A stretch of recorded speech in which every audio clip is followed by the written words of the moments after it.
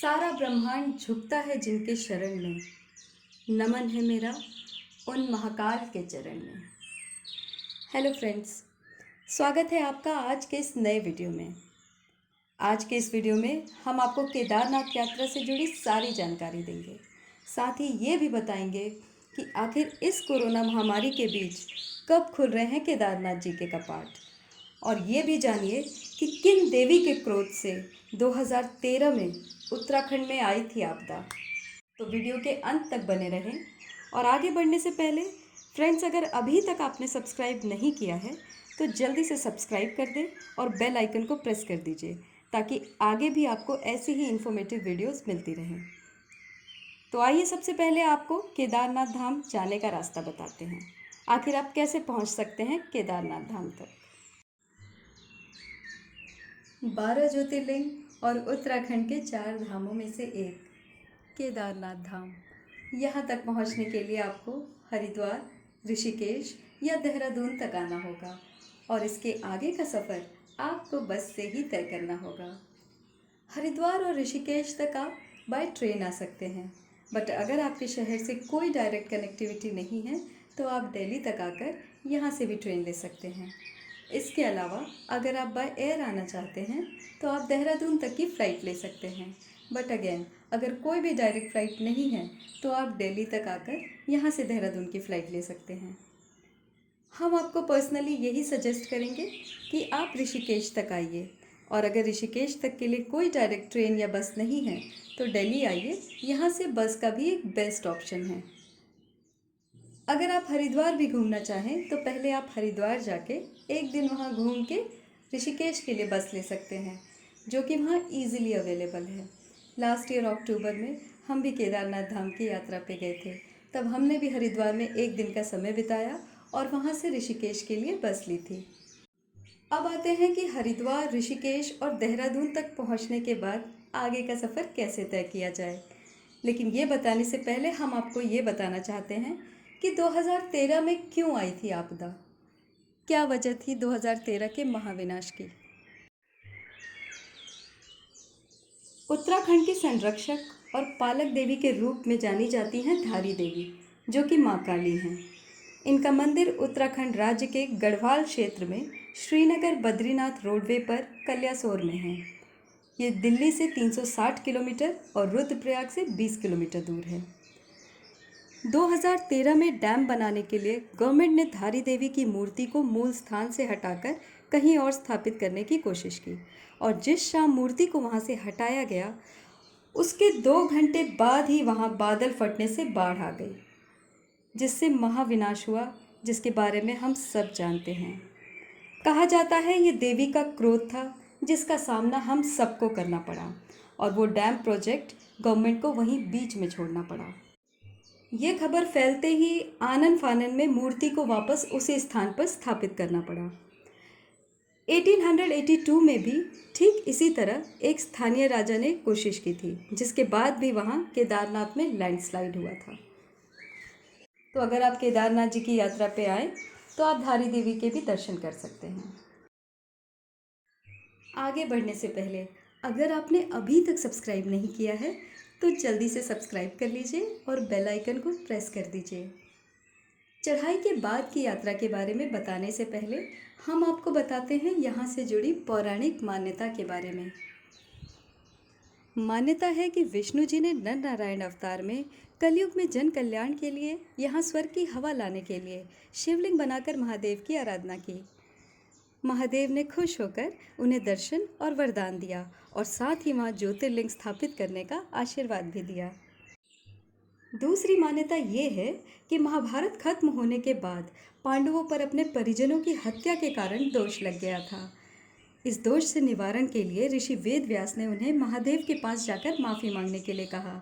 पांडव महादेव की खोज में निकले, तब भीम ने उनकी आराधना के लिए विश्वनाथ काशी मंदिर की स्थापना की, जो आज के समय में गुप्त काशी के नाम से जाना जाता है। कहते हैं महादेव पांडवों से नाराज़ होकर यहाँ गुप्त रूप से रहते थे, और इसलिए इस जगह का नाम गुप्त काशी रखा गया। पांडवों को जब पता चला कि महादेव गुप्त काशी में हैं तो वो उनकी खोज में निकले, लेकिन महादेव ने एक बैल का रूप धारण कर लिया। भीम ने उन्हें पहचान लिया और जैसे ही वो उनकी तरफ पहुंचे, महादेव वहीं धरती के अंदर जाने लगे।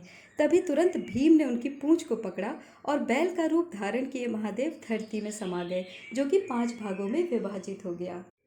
ये 5 जगह है केदारनाथ, मधमहेश्वर, तुंगनाथ, कल्पेश्वर और रुद्रनाथ, जिन्हें पंच केदार के नाम से जाना जाता है। कहते हैं केदारनाथ में पीठ, मधमहेश्वर में मध्य भाग, तुंगनाथ में भुजाएं, कल्पेश्वर में जटा और रुद्रनाथ में चेहरा धंसा था।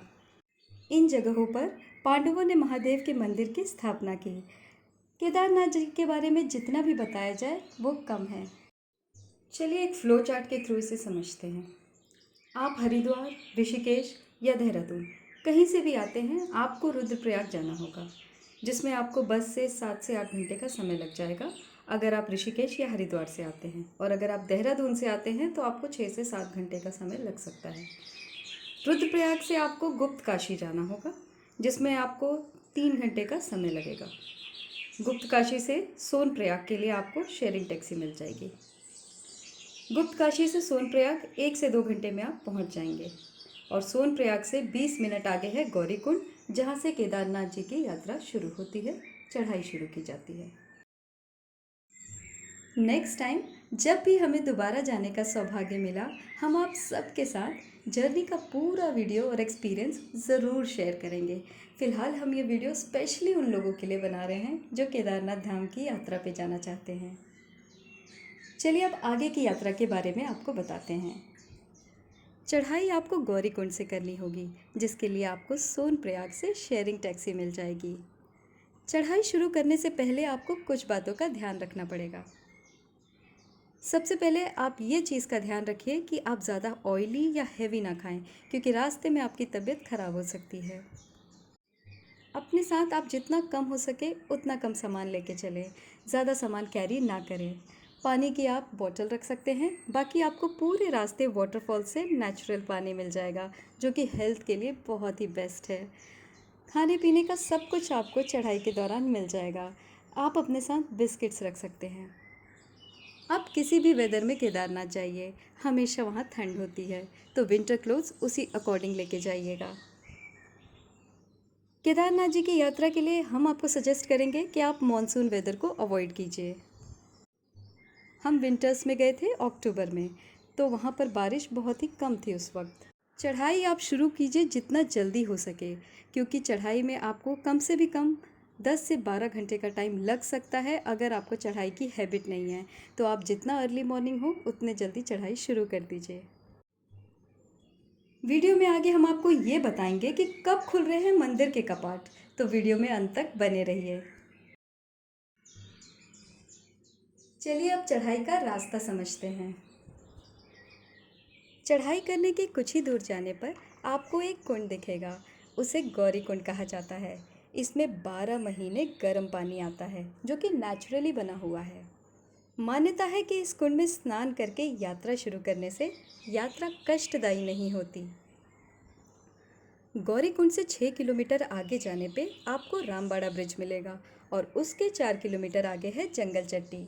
फिर 3 किलोमीटर की दूरी पर है भीमबली। यहाँ पर आप खा सकते हैं और रेस्ट कर सकते हैं। भीमबली से 4 किलोमीटर आगे है लिंचौली, और लिंचौली से 4 किलोमीटर और आगे है बेस कैंप, और फाइनली बेस कैंप से 1 किलोमीटर आगे है केदारनाथ धाम। आप बीच बीच में रेस्ट करते हुए अपनी चढ़ाई कर सकते हैं, और हम आपको सजेस्ट करेंगे कि आप छोटे छोटे स्टेप्स लें, इससे चढ़ाई ईजिली कवर कर पाएंगे आप। और फाइनली अगर आप केदारनाथ धाम की यात्रा पे जाना चाहते हैं तो फ़िलहाल आपको थोड़ा सा वेट करना पड़ेगा, क्योंकि इस महामारी के बीच केदारनाथ जी के कपाट खुल रहे हैं 17 मई को, लेकिन सिर्फ पुजारी जी के लिए, ताकि वो केदारनाथ जी की सेवा कर सके। यात्रियों के लिए फ़िलहाल कपाट नहीं खुलेंगे, और हालात ठीक होने पर राज्य सरकार अंतिम निर्णय लेगी। हम महादेव से प्रार्थना करते हैं कि जल्दी इस महामारी से हम सबको छुटकारा मिले और जल्द ही 4 धाम यात्रा शुरू हो। इससे रिलेटेड कोई भी इन्फॉर्मेशन अगर हमें मिलती है तो हम आपको ज़रूर अपडेट करेंगे। हर हर महादेव।